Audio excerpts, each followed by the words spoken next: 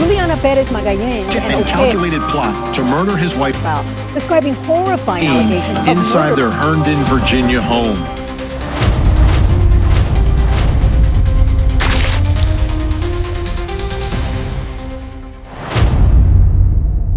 From the outside, the Banfield family's life in Fairfax County, Virginia, projected absolute stability. Their days played out behind the doors of a high-end home. Brendan Banfield fits seamlessly into this environment.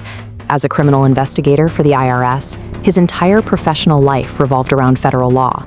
He understood exactly how criminals made mistakes, and he knew the precise steps homicide detectives took to build and break a case. On the morning of February 24, 2023, that suburban quiet shattered. Police arrived at the Banfield home to find a bloodbath in the master bedroom. Brendan's wife, Christine, lay dying from stab wounds.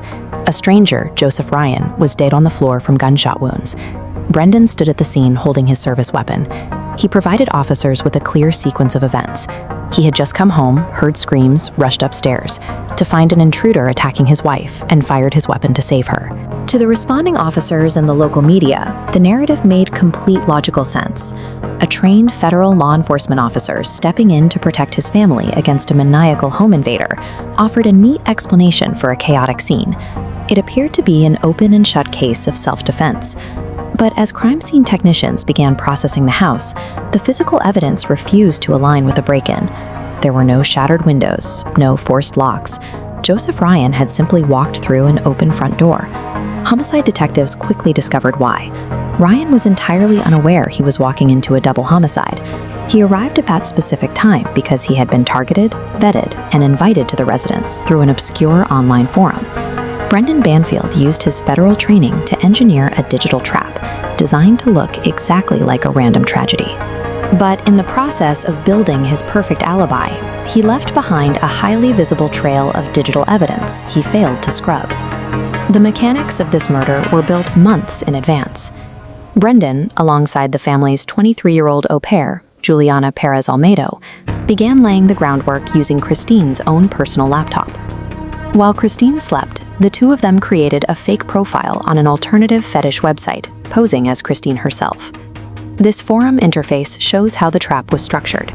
The profile was drafted to attract a very specific respondent by proposing a dark roleplay scenario involving a consensual home invasion. The digital messages explicitly instructed Joseph Ryan to arrive at the house at a specific time, enter through an unlocked door, and bring a knife to make the encounter feel authentic. This IP address match shows where the federal investigator made his critical mistake.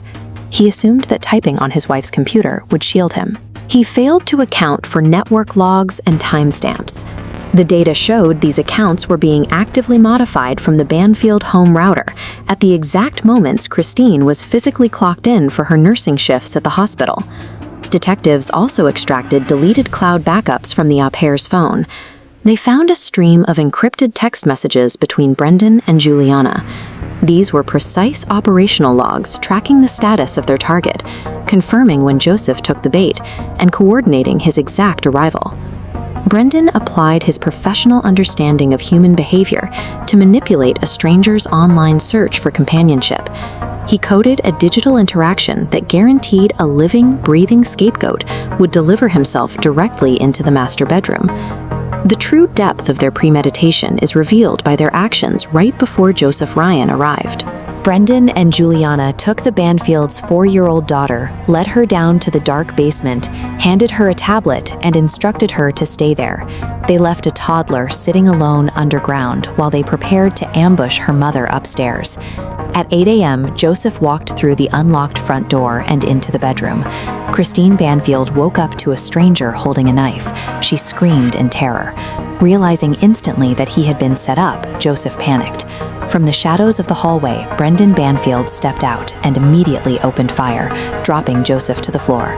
Christine, bleeding and terrified, pleaded with the au pair to call 911. Juliana dialed a number. The dispatchers heard chaotic screams, but then the line abruptly went dead. The call was intentionally disconnected. Brendan recognized that if his wife survived, she would testify that the shooting was an ambush. During that window of silence, while the 911 operator scrambled to call back, Brendan used a knife to slash Christine's throat, ensuring she could never dismantle his alibi. This blueprint of the bedroom illustrates what the forensics team found. If Joseph Ryan had been engaged in a violent, close-quarters stabbing of Christine when he was shot, there would be massive amounts of reciprocal blood transfer between them. Instead, the analysis showed Joseph had 0 defensive wounds and no blood splatter on his hands, consistent with a frenzied knife attack. He was shot from a distance and fell backward instantly. The lack of reciprocal blood transfer, combined with the timeline of the disconnected 911 call, dismantled the self-defense narrative. The physical evidence proved the crime scene was a heavily staged theatrical performance designed to cover up the execution of a wife by framing the man lying dead on the floor. During the trial, Brendan Banfield took the stand in a final attempt to control the narrative. He doubled down on his fabricated story, attempting to smear his wife's integrity as a nurse and portraying Joseph Ryan as a violent sexual predator, trying to manipulate the jury the same way he manipulated the crime scene. But the victims' families refused to let his lie stand. Christine's sister addressed the court, rejecting the version of her sister Brendan tried to invent. She spoke of a dedicated pediatric nurse who provided comfort to frightened parents and sick children.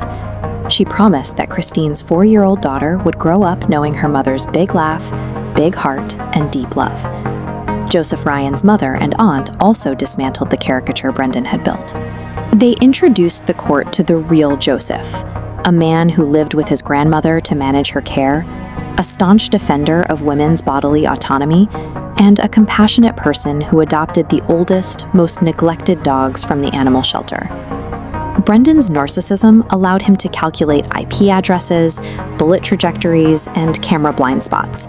Yet he entirely failed to account for the enduring humanity and the fierce devotion of the families who stood up to protect the truth and the memories of the people they loved. The jury deliberated for only a few hours before returning a guilty verdict on all counts. The judge showed no leniency for an agent who used his training to terrorize and execute, sentencing Brendan Banfield to life in prison without the possibility of parole for the aggravated murders and felony child endangerment.